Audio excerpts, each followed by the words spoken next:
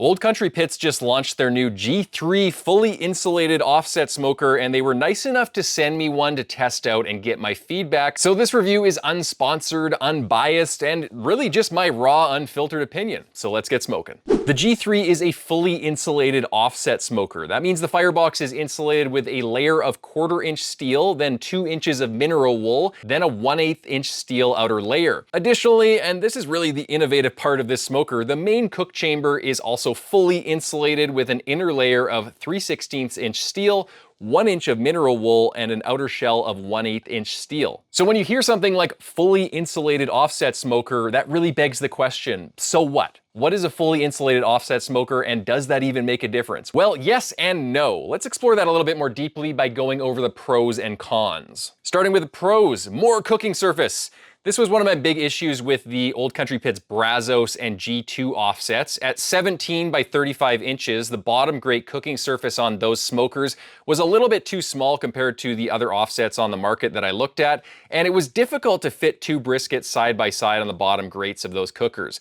The G3 fixes this issue with a 21 by 44 inch main grate. That's 55% more cooking surface on the bottom rack than previous models, and it means you can easily fit 2 briskets side by side and comfortably fit 4 briskets on the bottom rack without getting right up against the firebox opening hotspot. It also has an enormous upper rack if you want to use it and potentially fit another 2 or 3 briskets up there, but personally I don't really like rotating my briskets. If I put one on the upper rack and I have a bunch on the bottom rack, I have to rotate them so they cook more evenly, so I prefer to just use the bottom rack. But if you like upper racks in offset smokers, then the G3 has a big one. And this change alone, the extra cooking surface, makes, in my opinion, the G3 the best smoker that Old Country Pits is currently producing right now, because that extra cooking surface just makes so much of a difference. And we haven't even started talking about the benefits of the insulation, so let's get into that. It's very fuel efficient. Due to the insulation in the firebox and cook chamber, the G3 used 33% less fuel than my Oklahoma Joe's Longhorn, which is uninsulated. If we adjust for the cook chamber volume that's being heated, then the G3 used around 43% less fuel than an uninsulated offset of a theoretically similar size. The G2 offset, which came out last year and just has the insulated firebox, the cook chamber's not insulated,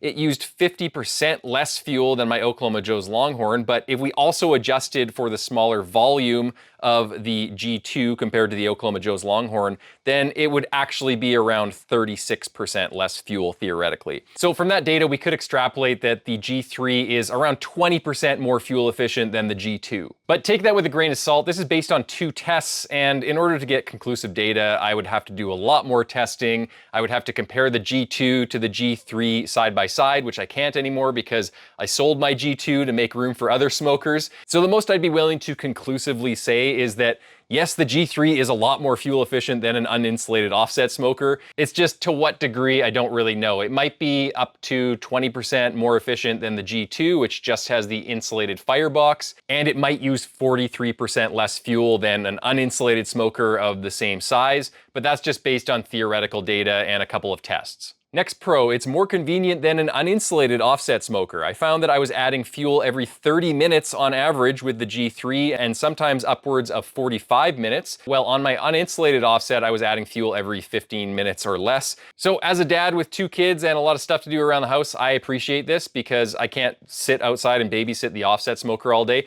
I like that I can just add fuel every 30 to 45 minutes, go back inside, do other things. But having said that, you really have to dial in this smoker. It's not set and forget by any stretch of the imagination. You will find yourself playing with the vents a lot because in order to get those steady temperatures, you need to really limit the airflow, and we'll talk about that more later. Another pro is it's a little safer than a normal offset because it's fully insulated, so your kids aren't gonna accidentally burn themselves on it, and it's got a spring-loaded cook chamber door, which means you're not gonna accidentally slam your fingers on the door. And the last pro, it is very good value for money. At $3,000, it may seem a bit pricey to those who are looking to just dip their feet in the offset smoker lifestyle. If that's you and you're looking for something a little bit more budget friendly, I'd recommend the Old Country Pit's Pecos or the Oklahoma Joe's Longhorn. But if you want a big beefy smoker with lots of cooking area, then this is one to look at. Let's look at a few examples so I'm not just talking out my ass here. The Workhorse Pit's 1969 offset is around $3,000 plus shipping for the base model, with no upper rack and a 41 by 19 inch main cooking surface, which is smaller than the G3.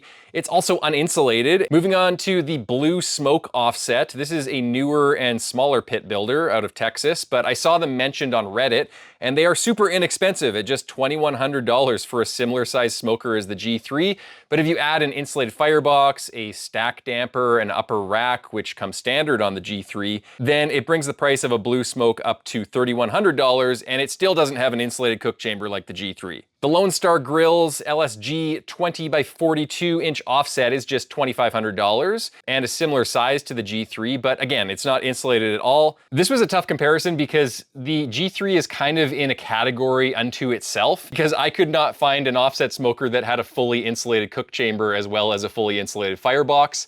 And I think that if you tacked on that full insulation onto a lot of these custom pit builder pits, that would increase the cost of the pits quite a bit. But even if you fully ignore the insulation on the G3, then it's still great value for money compared to a lot of these uninsulated smokers. In other words, it's competitive with these other smokers when you fully remove the insulation. But with that extra insulation added on the cook chamber and the firebox, it makes the G3 extremely appealing and good value for money. But let's talk about some cons, because I've got quite a few of them. First con, it needs precision air control. If you allow too much air to get into the firebox, this thing is going to go thermonuclear and it's going to burn your meat. I found that when I was getting used to using this thing, I had to slightly tap the inlet damper and adjust the stack damper quite a bit to get the right amount of airflow. If it was too much air, then I would get temperatures of like 500 degrees, 600 degrees, and I'd be burning my briskets. And if I closed the damper too much, then my fire would start smoldering, I'd get too much smoke. So there is a sweet spot that you have to find. And the solution that I came up with in the end was using a good base of charcoal at the start and supplementing with wood splits. When I did pure hardwood splits, it got a little bit more finicky. So if you want to make this thing super easy, then use charcoal plus wood splits and you won't have any issues. But if you want to burn all splits, you might be adjusting that damper more often. Second con, and this is related to the first one, the G3 does not run like a average offset smoker. If you've seen those posts of Texas style barbecue joints and they're sitting out by the offset smoker feeding the fire and they got this big roaring fire going, it's not going to be like that at all. This is more like a hybrid of carefully controlling the fuel on something like a Weber Smoky Mountain charcoal smoker, where everything is air limited and that's how you control the temperature, and a hybrid of using an offset smoker, because you are adding fuel at certain intervals. But mainly you're going to be out there carefully adjusting the stack damper and tapping the inlet damper to get the perfect amount of air so that you don't get runaway temperatures that are extremely high, because this thing turns into a blast furnace if it gets too much air, or shutting off the air completely and smoldering the wood and getting too much bad smoke in the cook chamber. That is what you need to dial in with this smoker, and that's why I kind of supplement with a little bit of charcoal as well as wood splits. Just makes it a little bit easier. Third con, also related to the first two cons, maybe it's all the same con, you can burn your barbecue if you're not careful. If you let too much airflow into the firebox, you're gonna get runaway temperatures, you could burn your barbecue. I burned the top of a couple of briskets. Luckily, I was able to salvage them, because after I wrapped them, the really hard, crispy bark kind of backed off and softened a little bit. But what I would recommend with this smoker is that you kind of run it 25 degrees lower than you would normally run an offset smoker. So if your normal cooking temperature is 250 degrees for brisket and then you ramp up to 300 later in the cook, I would recommend starting at 225 and then only ramping up to like 275, because there's a lot of hidden heat in this smoker. There's a lot of radiant heat that's being retained by the insulated sidewalls, and there's a lot of heat that is being directed up towards the top of the cook chamber that you don't really notice if you're only taking temperatures at great level. So just be aware of that, and obviously know your smoker, but I'm running it about 25 degrees lower than I would normally do. Another potential con, will the springs on the main cook chamber door last? I don't really know. I haven't opened and closed it a million times to test it. And obviously I've only had this thing for a few months, so I don't know how it's gonna fare. I think that if I regularly oil it and keep everything clean, stop it from rusting, then the springs will last a long time. I did bring up this issue with Old Country Pits, and they said the springs should last the life of the smoker. They're big, beefy, industrial springs. So that's what the manufacturer says. Will that play out in reality? I don't know. I don't have any reason to think that they won't last, but will they lose their springiness over time and the door will get super heavy to open and then you've got really no way to easily open it? I don't know, only time will tell. And the final potential con, this isn't really a con, but is the fully insulated cook chamber really necessary? I know that the fully insulated firebox does something. I just don't know if the fully insulated cook chamber necessarily adds anything.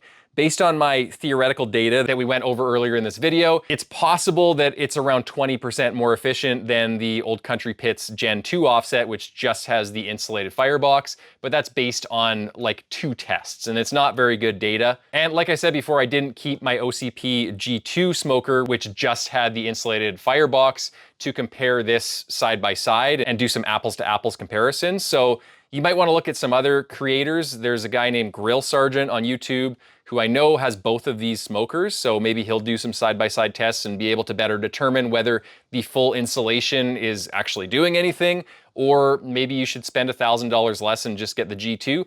The one thing that I would say though is I would think about the G3, even if I knew with 100% certainty that the insulated cook chamber didn't do anything, because it's got way more cooking surface area than the G2. And for that reason alone, I would go with this smoker. Okay, let's talk about my overall impression of this smoker and my recommendation. The G3 is great value for money. It's in a class of its own with a fully insulated firebox and cook chamber. It takes some getting used to, but once you dial it in, it's actually very convenient to use. And like I said before, you only need to add fuel every 30 to 45 minutes compared to an uninsulated offset smoker where you have to add fuel every 15 minutes.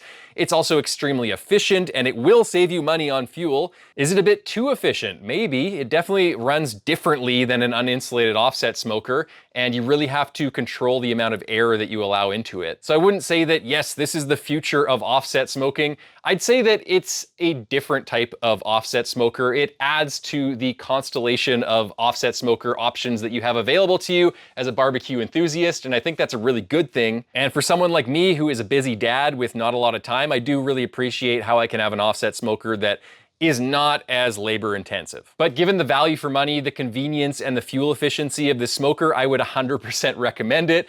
Definitely get one while it's still $3,000. I don't know if that cost will go up in the future. I think it probably should. When I'm looking at all these other pit builders and what they're charging sometimes a lot more for a lot less. And it kind of worries me, like, is this a race to the bottom where these prices are just gonna keep going down and down until nobody can make any money and margins are super razor thin? I don't know if it's necessarily a good thing for pit builders. I think this will definitely give them a run for their money and maybe cause them to have to be a little bit more competitive. But for us consumers, one thing is for sure, it definitely makes getting a quality offset smoker much more affordable. So I would highly recommend the G3. I would recommend that you get it while it's still $3,000. Hopefully that lasts. And until next time, happy smoking.